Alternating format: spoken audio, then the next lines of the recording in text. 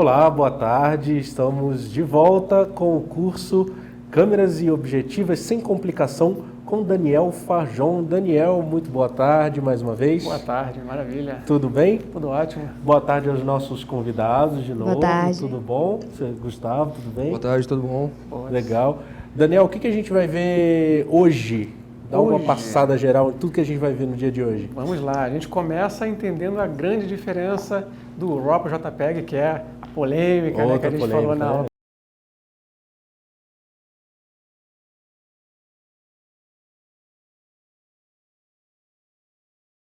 Mais relevante para a gente escolher e se é que vale a pena ter uma câmera que oferece tudo aquilo. Depois a gente fala sobre foco, conhece os sistemas de foco, vai até um pouquinho mais dentro desse assunto. E depois, qual a forma certa de segurar a câmera, como a gente faz a limpeza do equipamento por fora, tá? Nada de limpeza por dentro, que isso é muito técnico. E depois a gente entra no assunto já de objetivas, entendendo os tais milímetros, ângulo de visão e etc. Legal, bacana. Vamos lá então. Vamos lá.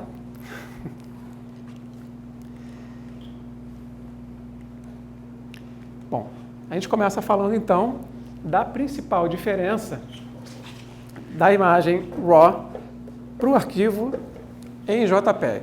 A gente falou na aula de ontem que JPEG é o arquivo que a gente encontra na internet aos montes, que é a imagem compactada, e o arquivo RAW é o nosso negativo digital. Então a gente vai ver aqui alguns pontos importantes dessa diferença.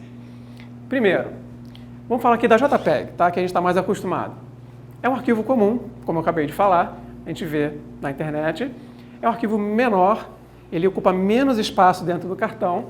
Então, se a sua câmera salva direto em JPEG, você pode fazer mais fotos com o mesmo cartão, tá? Do que se você se você usasse o arquivo em RAW. E a característica da JPEG é o seguinte: a tua câmera, depois que você configura a tua câmera, você configura balanço de branco, redução de ruído, contraste, nitidez, saturação e outras coisas. Na hora que você faz o clique, a câmera pega essas informações que você botou ali no menu, nas configurações dela, e ela aplica a imagem. E tudo isso vai para dentro do seu arquivo, já aplicado. A diferença da JPEG para o arquivo RAW é que todas essas configurações que você fez não são aplicadas ao arquivo. O arquivo ele é salvo antes da câmera aplicar essas configurações. E a gente tem total liberdade para depois, no computador, fazer essas alterações todas aqui, fazer a correção do balanço de branco, a redução de ruído, do contraste, nitidez, saturação e outras coisas que a gente vai ver agora aqui dentro do computador. Para ver o que a gente consegue fazer, eu fiz uma foto que está super exposta, ela está mais clara, como se eu tivesse errado a configuração, de propósito, para a gente ver o que a gente consegue recuperar do JPEG, o que a gente consegue recuperar do arquivo RAW. Para quem está começando e costuma errar as configurações, né? Às vezes a gente tem essa margem de erro com o RAW. Então a gente vai ver agora por dentro o que a gente consegue fazer. Vamos lá.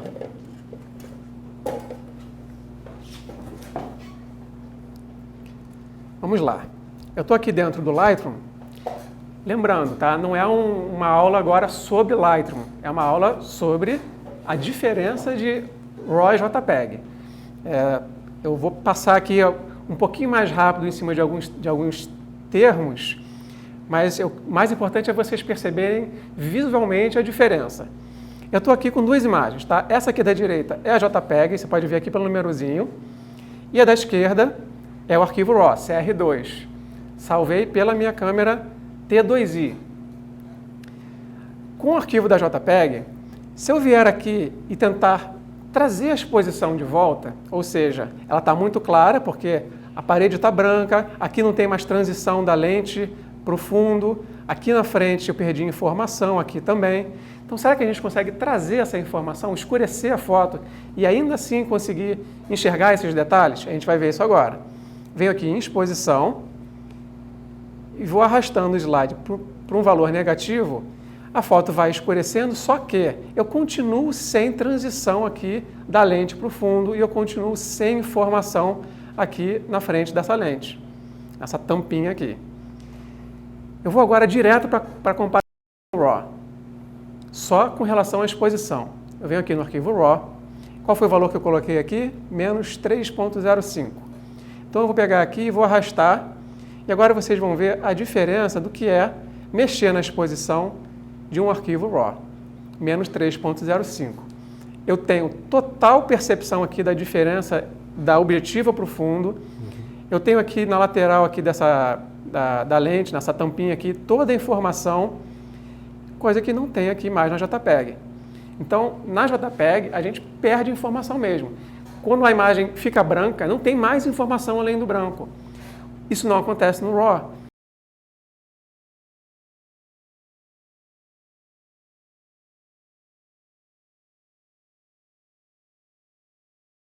Curso que eu recomendo,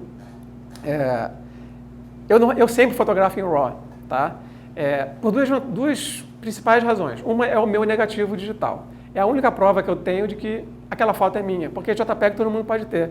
Eu pego o RAW, converto, crio uma JPEG, boto na internet. Aí chega outro e diz que a foto é dele. E aí? Quem é que prova? Como é que vai provar? Só quem tiver o arquivo RAW, né? O outro motivo de eu salvar em RAW é que eu tenho toda essa liberdade aqui dentro do computador. Eu posso escurecer o quanto eu quiser, eu posso clarear o quanto eu quiser, não quanto eu quiser, né? É óbvio que tem um certo limite para isso. Mas a gente tem muita liberdade com o arquivo RAW, que é coisa que a gente não tem, a gente fica mais engessado no JPEG. Eu vou agora entrar em outros detalhes dessa diferença do arquivo RAW e JPEG, tá? Bom, primeira coisa que a gente já falou na aula, no finalzinho da aula da última aula de ontem, que foi balanço de branco, né? Então, eu vou agora ver o que eu sobre balanço de branco. Então, de novo, vamos lá. JPEG, eu tenho aqui a minha escala de temperatura de cor. Quer dizer, espera lá, eu tinha falado em escala Kelvin, lembra? Agora eu não tenho mais escala Kelvin, eu tenho só um valor negativo e valor positivo. Se eu for no meu arquivo RAW, opa, mudou, né? Agora eu tenho a minha escala Kelvin, eu tenho a temperatura de cor em 4.500 Kelvin. E se eu quiser deixar a minha foto mais alaranjada, eu arrasto e mudo a característica da minha foto. Então, se eu tivesse errado a configuração na hora da foto, eu tenho como chegar aqui e botar lá temperatura de cor, tantos 1000 graus Kelvin. Aí você corrige. Existe um recurso aqui no Lightroom, só para deixar aqui bem rapidinho para quem quiser. Bem devagar para o pessoal ver onde você pegou. Ah, tá. Eu peguei aqui esse conta-gotas, que fica aqui bem em cima da temperatura de cor. E onde eu clicar agora na imagem, eu vou dizer, olha, esse ponto que eu estou clicando aqui era para ser cinza, tá? E aí ele vai aplicar o...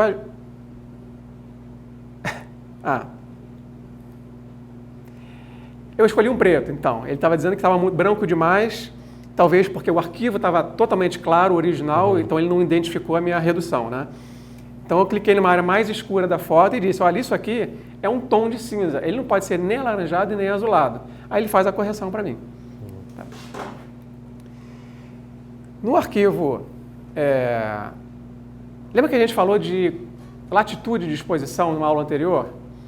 É uma característica do sensor, né? Que ele guarda aqueles detalhezinhos das áreas mais claras e as áreas mais escuras. O arquivo RAW, ele guarda mais informação para a gente trazer também. Assim como a gente conseguiu escurecer, a gente consegue trazer mais os detalhes das áreas escuras ou trazer mais as informações das áreas claras. Isso a gente consegue aqui nesses controles também. Então, se eu quiser, vou deixar aqui a exposição um pouquinho mais alta. E agora eu venho aqui nesse controle de highlights das luzes mais altas aqui e eu vou reduzir.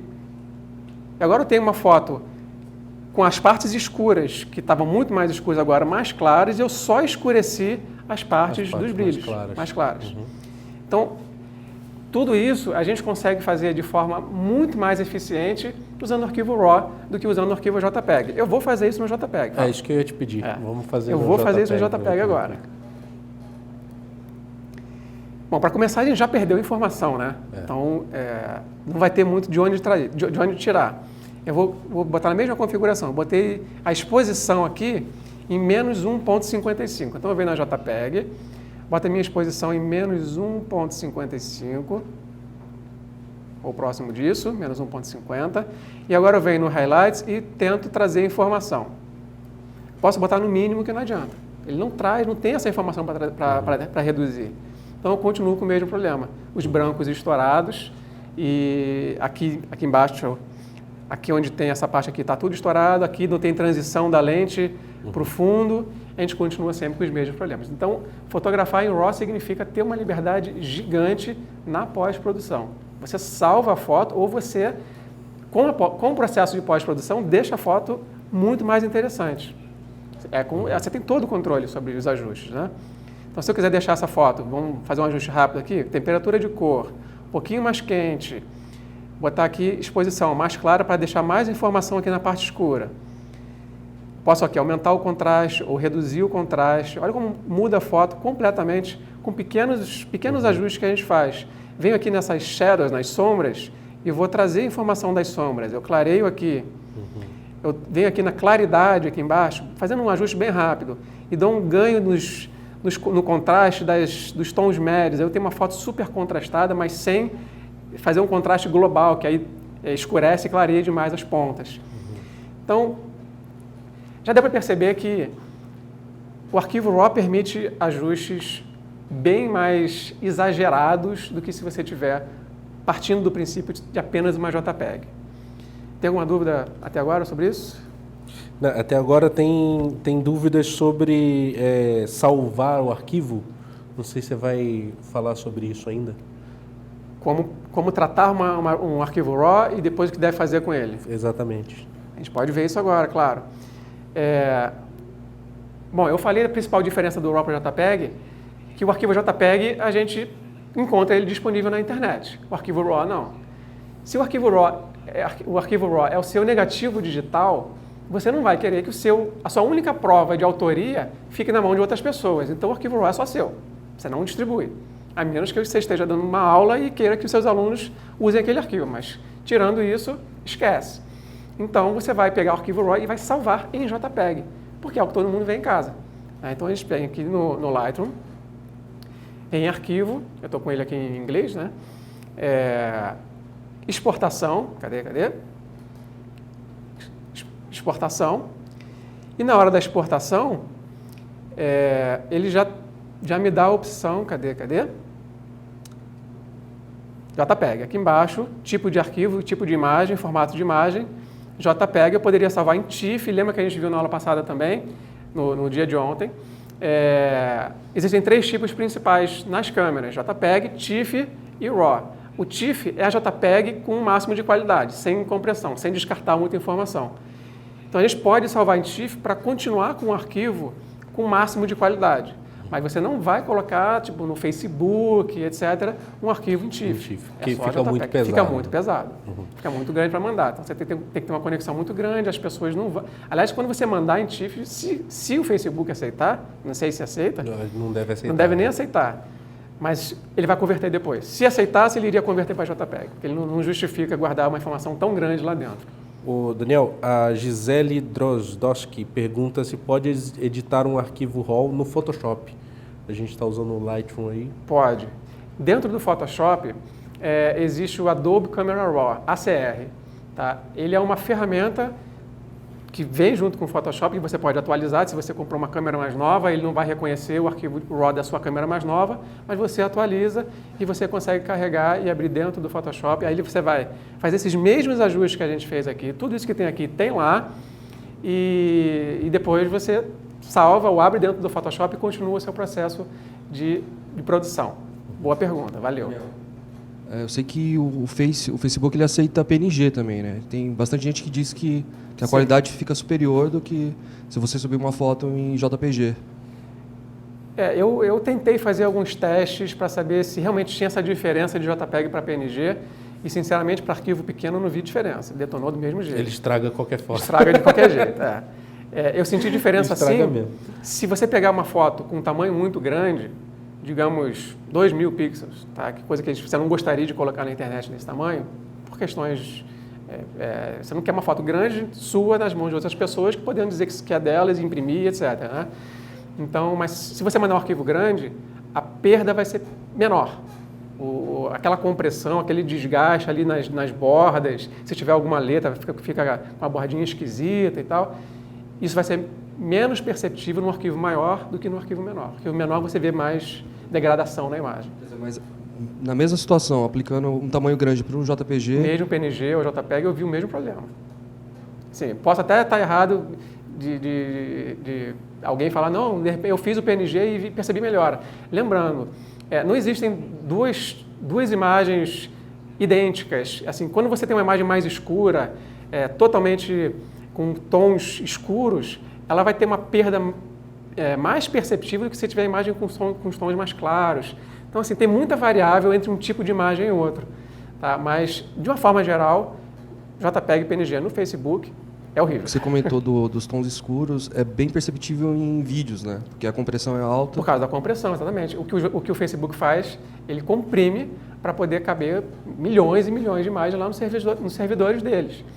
Então, isso vai fazer com que, nos tons mais escuros, isso seja mais perceptível. Ele faz uma super compressão. Daniel, tem algumas perguntas aqui sobre o tamanho dos arquivos. Muita gente querendo falar sobre isso, tanto do cartão da câmera, do armazenamento na câmera, quando você está fazendo foto, quanto depois na pós-produção. Como, por exemplo, o Cadu Vargas, ele pergunta, diz que o RAW é bem pesado, né? Então tem que ter um bom computador para fazer esse processamento, ou qualquer computador pode servir? Qualquer computador é qualquer delicado, né? É uma palavra delicada. Mas é bom que você tenha assim, quanto mais memória você tiver e quanto melhor o seu processador, que seja um computador já da época, já veio digamos, de uns 3 ou 4 anos para cá, acho que vai ser capaz de trabalhar com arquivo RAW. Então, talvez você tenha que esperar um pouquinho mais para fazer uma ação ou outra, mas não te impede de fazer. Se me permite, Daniel, o comentário, quando eu troquei o meu equipamento para um equipamento mais possante, que faz arquivos maiores e tal, eu fui obrigado a trocar o computador também. Sério? Porque ficou difícil de trabalhar com um computador antigo. Mas era muito antigo?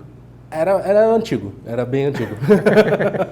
Então ficou complicado, aí eu fui obrigado a trocar de computador eu tenho em casa um i7 da primeira geração e eu tenho um i5 da última geração. O meu era Core 2 Duo.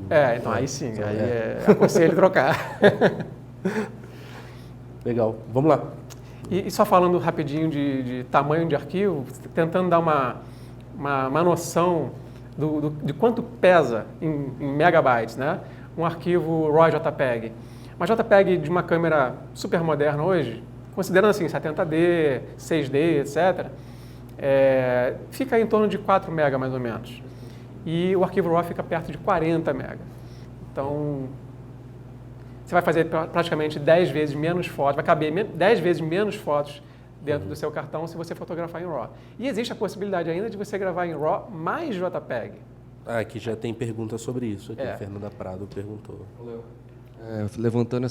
Continuando nesse assunto da performance, que computador que aguenta, uma coisa que dá muita diferença, que eu passei por isso, é você, em vez de utilizar um HD normal, tradicional, utilizar um SSD. Dá muita diferença, porque dizem que o gargalo do computador é o HD, que ele não evoluiu tanto quanto o processador, memória. O SSD dá muita diferença na performance em geral. Normalmente a gente usa o SSD para o sistema operacional, não para o sistema de arquivos.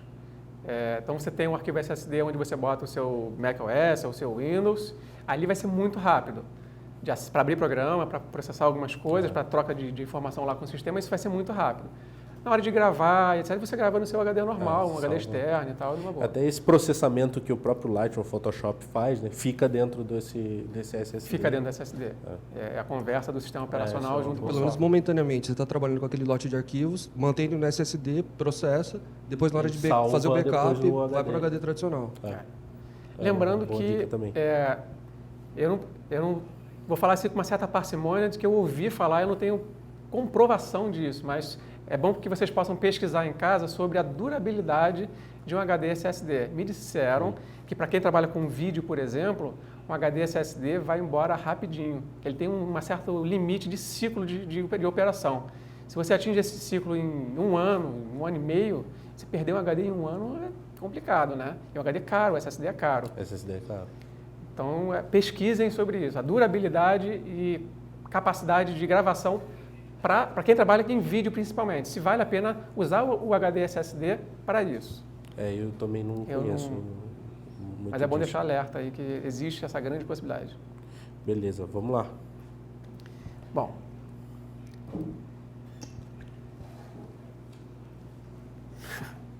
Deixa eu voltar aqui. Vamos agora ver na câmera. A gente já viu aqui o RAW e JPEG na prática. A gente vai ver agora o menu da câmera. O que a gente tem ali a nosso favor, à nossa disposição. Eu estou usando aqui uma 70D. Vamos ver.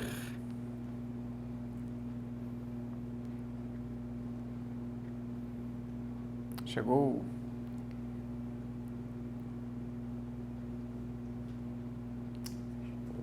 Chegou e foi embora? Chegou e foi embora? Eu acho que chegou. Você já apertou o menu? Foi. Vamos lá. Eu vou começar do princípio, né? Primeira opção do menu. Bom, para quem nunca viu uma câmera DSLR na vida, esse é o menu. Então, se você quer se familiarizar com o menu e se você para saber se você gosta ou não e entender melhor como é a função interna, quais são as funções que a câmera te oferece aqui dentro, na parte do menu, não na parte de operação, a gente vai ver agora direitinho e você vai poder se familiarizar com esses ajustes, assim que a tela voltar. Voltou. Bom, a primeira coisa é a qualidade da imagem. A gente acabou de falar de RAW versus JPEG, certo? A grande maioria das câmeras hoje te dá a opção de gravar em RAW e em JPEG. E para as duas opções de RAW ou JPEG, te dá as opções de gravar um arquivo com a qualidade máxima ou tamanhos reduzidos ou compressões maiores. Então, se a gente olhar aqui embaixo, na lista do JPEG, tem aqui arquivo grande, large, né? Esse Lzinho aqui de large, grande, com a curvinha bonitinha. Significa que é a melhor qualidade em JPEG que a sua câmera pode gravar. O serrilhadinho aqui significa que ele já perdeu qualidade. Então é um arquivo grande, ainda com maior dimensão em pixels que a sua câmera pode gravar. No caso dessa, se não me engano, são 18 megapixels. Só que ele vai aplicar uma compressão maior, você vai perder qualidade. Depois você pode ir criando... está ali em cima, 20 megapixels. Aqui em cima do visor, à direita. Opa! Você pode salvar num arquivo tamanho médio, aí já cai para 8.9 megapixels e tem ali as dimensões 3.648 por 2.432 pixels. Você pode fazer isso com qualidade reduzida e depois um arquivo menor ainda, de 5 megapixels, depois 5 megapixels com tamanho reduzido, aí depois tamanhos ainda menores e menor ainda. Só que você pode escolher, por exemplo, um tamanho de JPEG grande e você pode aqui em cima escolher o tamanho do arquivo RAW. Eu, por exemplo, eu gravo em RAW mais JPEG, tamanho grande nos dois. Eu não me importo com o tamanho do arquivo. Eu tenho 2, 3, 4 cartões. Se eu precisar trocar, eu troco uma boa. Isso é até um assunto que a gente pode entrar daqui a pouquinho sobre ter cartão menor, ter cartão maior, vantagem e desvantagem. Você pode salvar o arquivo RAW uma alimentação saudável, num tamanho menor e depois menor ainda com 5 megapixels. Ali do lado esquerdo em cima vocês podem ver 20 megapixels, depois 11 megapixels e depois 5 megapixels. Por que você pode escolher, por exemplo, 5 megapixels? Uma sugestão minha. Se você só quer ter o arquivo RAW para poder comprovar que essa imagem é sua, você pode só criar um arquivo RAW pequeno. Você vai ser o único dono daquele RAW pequeno. Aí você vai usar só o JPEG porque você precisa de agilidade. Então, outro ponto interessante. Tem gente que não vai gravar em RAW nunca. Digamos que o cara trabalha na imprensa, vai cobrir um jogo de futebol e vai fazer milhares de fotos durante aquele jogo e aquelas fotos têm que estar ontem lá na edição, né, para eles poderem escolher as fotos e já publicarem. Você não vai salvar o arquivo em RAW, porque você não vai transmitir esse arquivo em RAW via internet, enquanto você está lá no jogo, para o pessoal que está lá esperando aquelas fotos. Você vai mandar JPEG. Então, para esse caso, RAW é totalmente dispensável. Lembrando, você tem que ser um bom fotógrafo para estar lá e fazer as boas fotos com JPEG. Não vai ter esse artifício de vir aqui para o computador. Ah, não, errei a foto, estava claro demais, eu vou escurecer. Aí já era. Você tem que saber fazer foto. Né? O que eu costumo dizer, comparando com a época do filme, no negativo você tinha muito mais margem de erro para corrigir depois na hora da revelação e da ampliação. Fotografar em JPEG é como fazer cromo, que você tem que acertar a exposição e tem que acertar tudo direitinho. Não tem margem de erro, né? Muito pouca coisa que você pode recuperar ali. Então, às vezes, quando vem, fotógrafo profissional só fotografa em RAW. Há controvérsia. Profissional mesmo é o cara que consegue fotografar em JPEG e fica... O profissional mesmo é o cara que fotografa em RAW para poder ter, fazer a foto boa em RAW, não para acertar, mas para poder ter todo o controle para deixar aquela foto que já era boa, maravilhosa, com os ajustes, com os recursos que o RAW te oferece. Exatamente. Mas fotografar em RAW pensando que você pode consertar depois é roubada. É bom você aprender a fotografar bem para usar o RAW só para deixar a sua foto boa, top. Né? Que é o grande diferencial hoje em dia, eu acho que do fotógrafo é dominar o processo de pós-produção. Se você não domina, você pode terceirizar. Manda para alguém e esse alguém dá lá, deixa a sua foto. Mal comparando, é como se fosse você pegar a tua foto do iPhone ou do telefone, do celular e jogar o filtro, botar um filtro no Instagram. Né? A foto fica outra. Quando a gente domina o processo, a gente faz tudo isso dentro do Photoshop ou dentro do Lightroom ou dentro de qualquer software de edição. Você pode mexer nas características da foto, deixar ela mais de uma cor, mais de outra, mexe no contraste, nitidez e tal. Então você deixa aquela foto com outra cara, assim, mais imponente, né? Então, uma comparação rápida, assim. Vamos continuar com o menu? Vamos lá. Tudo certo com o JPEG RAW, né?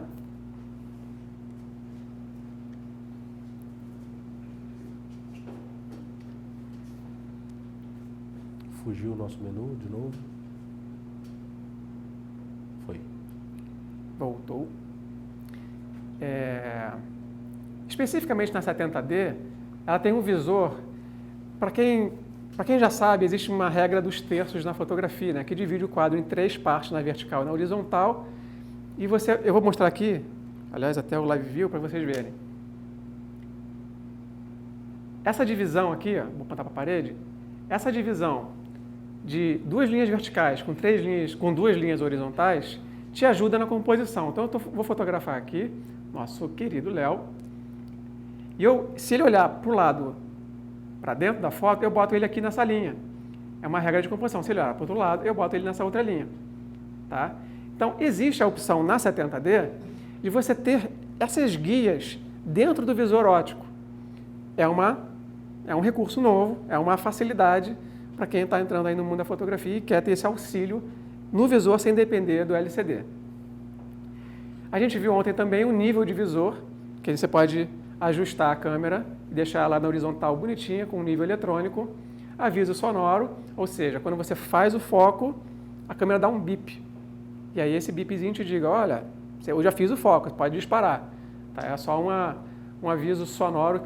Existe o aviso visual, quer dizer, a informação visual, que ele pisca lá o vermelhinho na cena, e existe o aviso sonoro para você se ligar que aquele foco foi feito. As câmeras te dão a opção, quase todas, se eu não me engano, te dão a opção de fotografar com o cartão ou sem o cartão, você escolhe. Se você não está com o cartão na câmera e você deixar a câmera habilitada para fotografar, você pode sair fazendo 10 fotos e depois, caramba, não salvou nenhuma, não me toquei. Se você só olha aqui no visor óptico, sai fotografando e não percebeu o aviso aqui no visor de que nenhuma foto foi salva. Para não correr risco, você bota aqui, olha, desativado a possibilidade de fazer fotos sem o cartão. Então, se você tiver sem o cartão, você não faz foto nenhuma. A câmera vai te avisar.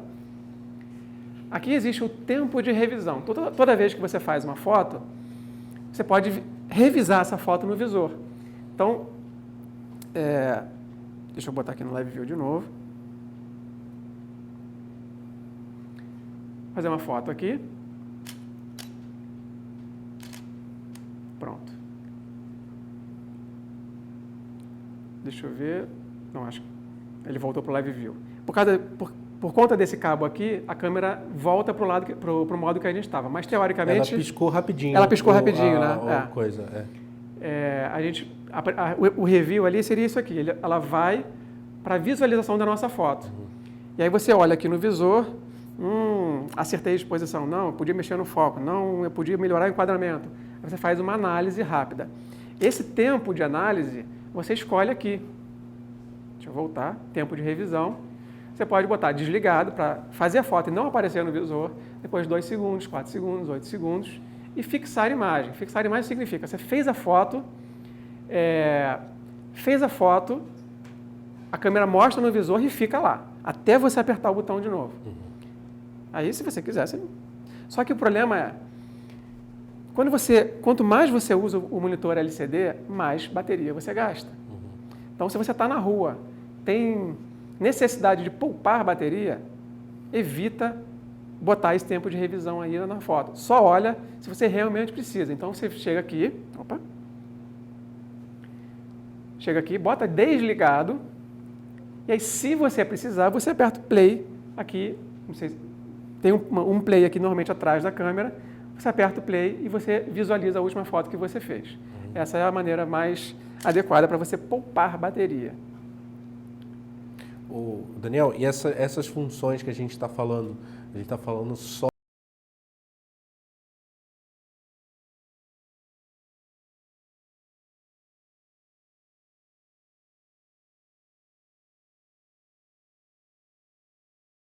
gravar em JPEG, como a gente já falou. Outras vão te dar a possibilidade de gravar também em RAW. Outras de só ter um tamanho de RAW e um tamanho ou 2 tamanhos de JPEG. É isso que vai variar de câmera para câmera.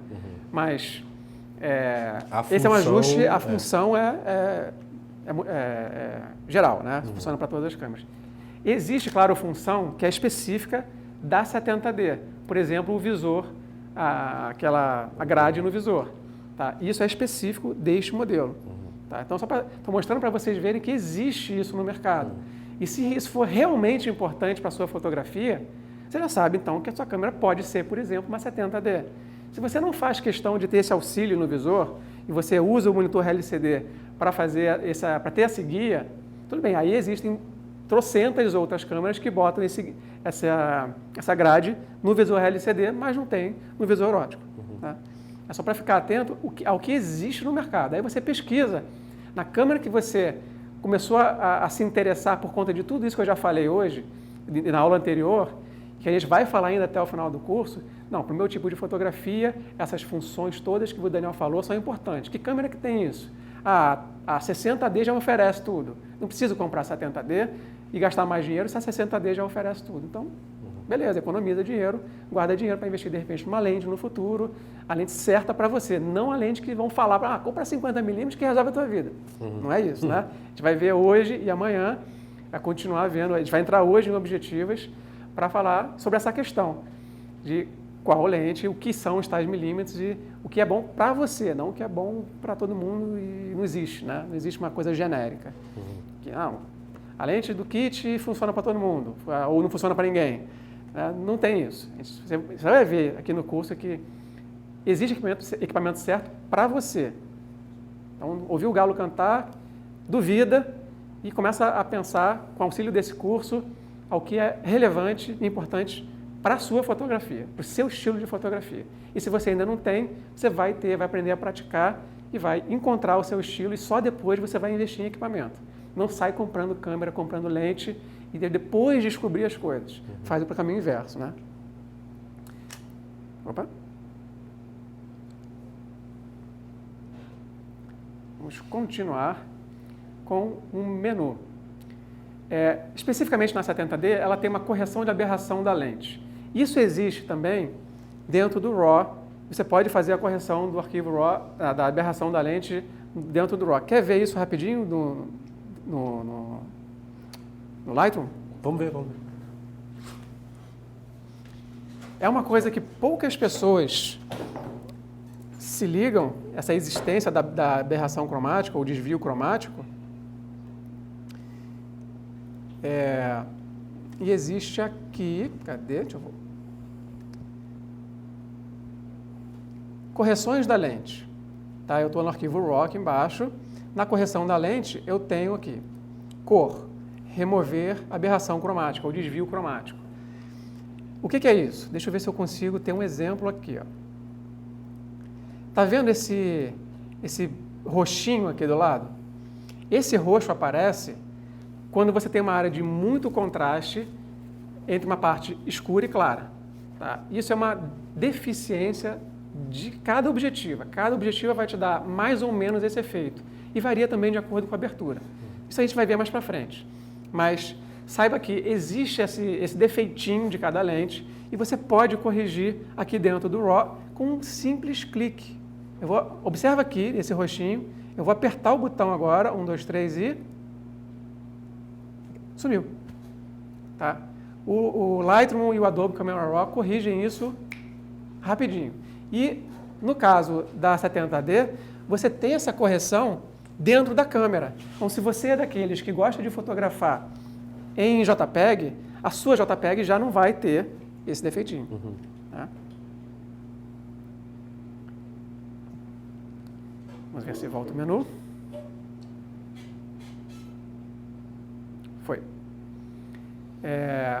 Aqui tem correção de olhos vermelhos, mas eu já falei na aula passada, na aula de ontem, que... O flash disparar várias vezes? É o flash disparar várias vezes para reduzir a pupila, mas a gente já viu também que dentro do possível, se você puder não usar o flashzinho embutido da tua câmera, melhor. Né? Para quem quer levar a fotografia a sério, evita o flashzinho embutido. Só usa em último caso. Para quem quer usar a fotografia só por hobby, para fazer uma foto da família e tal, e se precisar usar o flash, usa feliz, não tem essa. Né? Existe um recurso aqui que eu acho que praticamente todas as DSLRs do mercado fazem, que é fazer, por exemplo, aqui, deixa eu ver como é que eu faço esse ajuste, aqui, tipo, enquanto está no centro, eu estou fazendo uma foto só, é a foto que eu escolhi lá, que eu fiz o ajuste de exposição e tal, e eu consegui fazer essa foto com essa característica. Mas se eu mexo aqui na rodelinha de cima e amplio aqui para duas barrinhas que se mexem agora, significa que ela vai fazer uma foto mais escura, a foto do meio, que foi aquele ajuste que você fez, e depois uma foto mais clara. O nome disso é bracketing, tá? Bracketing de exposição. Então você pode fazer uma foto mais escura, uma foto normal, uma foto mais clara, para fazer foto em HDR, por exemplo. Se você se interessa por HDR, já ouviu falar nesse termo, pesquisa, e essa é a forma que você chega lá. Você faz a foto, configura a tua câmera para fazer essas 3 fotos, pelo menos, e aí você faz o bracketing e consegue produzir uma foto em HDR. Aqui tem a definição da velocidade de ISO. Isso também vai variar de câmera para câmera, porque tem câmera que vai, por exemplo, até ISO 1600, 3200, 12800, por aí vai. Essa câmera, ela está configurada para ir até 12800/H. O que significa H? Se você encontrar na tua câmera assim, deixa eu ver se eu botar aqui no menu, sair do menu, eu tirei a opção, volto lá.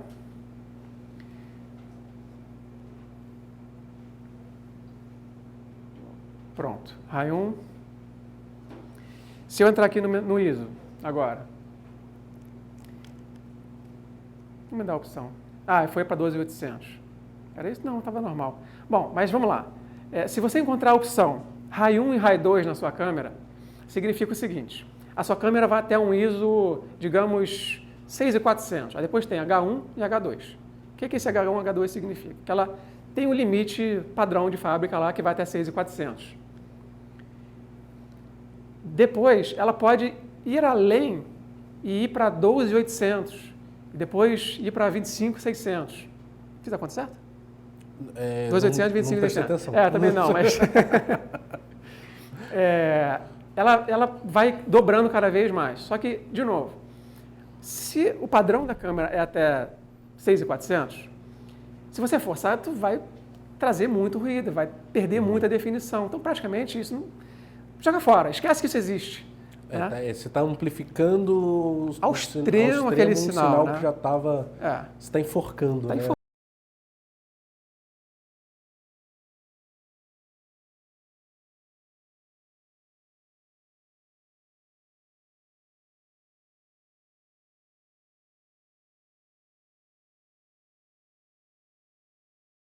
Fazer aquela foto, não vai usar comercialmente para nada, você precisa de fazer a foto mais clara, só, ponto, para os amigos. Aí você salva aquele momento. Né? Mas tirando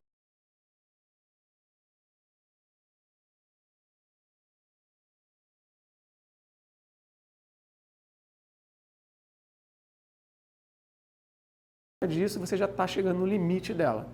E o H1, H2 é o limite do limite. Aí você esquece que existe. Isso para qualquer câmera, não é especificamente para 70D. Vamos voltar. Otimização de luz automática. Isso existe na Nikon também? Se é o que eu estou pensando que é lendo o menu, talvez exista. Que ele clareia as partes mais escuras, tenta compensar. Existe. Tá. Existe também, em alguns modelos. Em alguns modelos. Então, assim, a sua câmera vai tentar... Você fez uma foto de alguma coisa que tem uma região mais escura, ela vai tentar clarear aquela região. De novo, vale para JPEG. Se você grava em RAW, esquece. Né? Da Nikon, se eu não me engano, é delighting, chamado a função. Aqui a gente viu na aula passada sobre balanço de branco. Aqui são os ajustes, aqui está no automático. A gente viu todos esses modos aqui ontem. Vamos voltar. Vamos agora para o próximo menu. Eu vou passar agora um pouquinho mais rápido, a gente vai direto nas coisas mais relevantes no menu, tá? De novo, assim, tem aqui redução de ruído, por exemplo. A gente viu que no JPEG, aliás, a gente não viu, mas saiba que no arquivo RAW, você pode fazer o processo de redução de ruído no computador. A tua câmera pode fazer a redução de ruído dentro dela para aplicar no JPEG. Não vai aplicar o RAW, mas vai aplicar a JPEG. E aqui você estipula, assim que a gente voltar com a imagem. Opa! Aqui você estipula o quanto que você quer que a sua câmera aplique de redução. Tá? Um pouquinho só, médio e alto. Vamos direto para a parte de...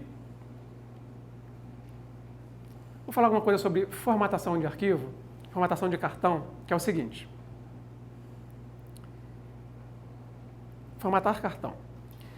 Existe aí uma formatação de baixo nível, ou então em inglês, se você usa a sua câmera em inglês, é low level. Tá? Sempre que você puder, formate o seu cartão dessa forma para evitar que você tenha problema com...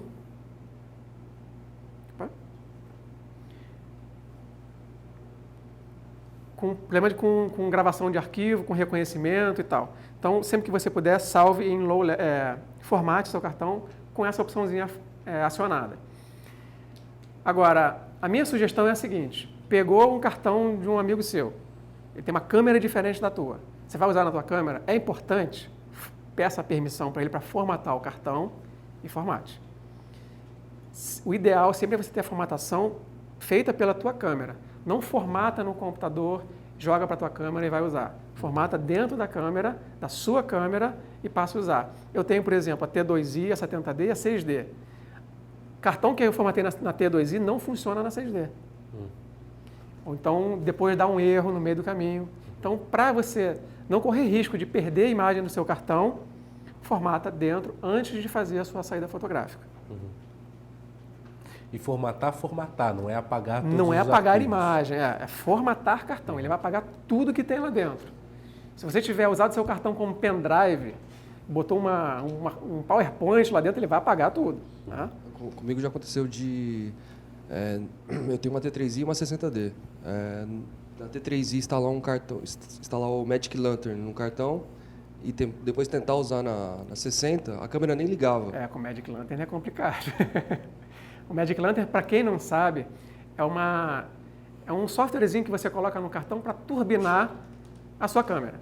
Então, se você tem, por exemplo, uma câmera de entrada, que a gente vai ver depois que não é exatamente de entrada, né?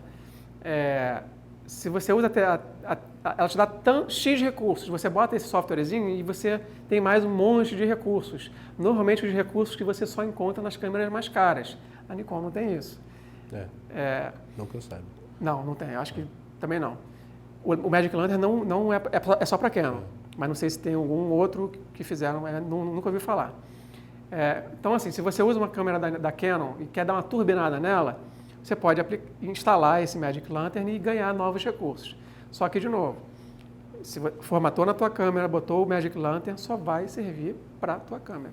Se você trocar de câmera, bota o Magic Lantern para outra câmera. No seu caso aí, a câmera não liga, às vezes ela fica até travada.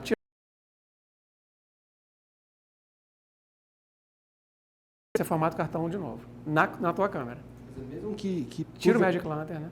Num outro caso, sem Magic Lantern, você formatou o cartão numa outra câmera, foi usar em outra, mesmo que de repente a câmera aceite e funcione normal, você corre o risco de sem formatar, de perder, você corre o risco de pode dar um erro. Arquivo. Exatamente. Eu ouço muito caso de arquivo corrompido, peguei o cartão, não sei o que, fui ver, cheguei no computador, fui descarregar e não abriu. E aí? Você comentou também que você costuma utilizar, na hora de configurar a câmera, fotografar em RAW e JPG na qualidade máxima. Tem gente que comenta que o lado bom disso também é que, de repente, se corromper um arquivo, você tem duas opções da mesma foto. Também, pode ser. Tem uma chance menor de perder. Corromper o RAW, mas observado. Como é que estamos? Temos menos de 5 minutos, confere? Bem menos, né? A Corina Lopes perguntou se é necessário formatar o arquivo sempre que você for usar. O cartão. O cartão, perdão. Corina Lopes? Corina. Isso. Perdão, Corina. Bom, eu recomendo você formatar sempre, tá? Eu sempre que eu vou fazer qualquer saída fotográfica, pego o cartão, primeira coisa, formato e saio feliz. Eu nunca tive problema fazendo isso. Eu tive problema sem fazer isso. Então, já dá uma ideia. Obrigado pela pergunta. Boa pergunta. Eu constantemente saio sem formatar. Até agora também nunca tive problema. Mas eu sei que existe um risco, a possibilidade, né? Tipo, se você pode formatar, por que não? É só uma prevenção. Não quer dizer que vai acontecer com você. Mas se você puder usar isso como uma forma de prevenção. Uma coisa relacionada a cartão de memória, uma coisa que já aconteceu comigo foi o desgaste do leitor em casa. Meu computador tem um leitor de SD lateral e um frontal. Com o tempo, eu descarregando arquivo praticamente todo dia, chegou uma hora que ele não reconhecia o cartão, aí eu comprei um leitor USB. Com o tempo, aquele leitor parou de funcionar. Faz diferença também o nível de leitor que você tem, né? Para não atrapalhar não comprometer o cartão, os arquivos. Leitores também, né? Tem velocidade de leitor. Tem. Como tudo. Tem cartões e cartões, leitores e leitores. Sempre, assim, tá levando a fotografia a sério? Investe sério, né? Compra um bom leitor. Um certo tempo, que realmente diz que aquilo continua bom. Aí você vai, faz uma única compra que vai durar mais tempo. Né? Bacana. Daniel, como é que estamos? Já chegamos ao fim dessa aula? Chegamos ao fim. O que a gente vai ver na próxima? A próxima aula, a gente vai ver... muito bem. A gente vai ver sobre foco, o sistema de foco da câmera, que tem coisas bem interessantes ali para serem observadas, e depois como segurar a câmera, como fazer a limpeza da câmera. Você está dando spoiler das próximas coisas, dá o playzinho para a gente lá. Opa! Muito bem. Não dá spoiler. Perdão.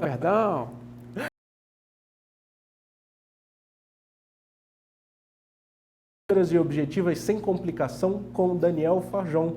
Educar, sucesso é aprender sempre.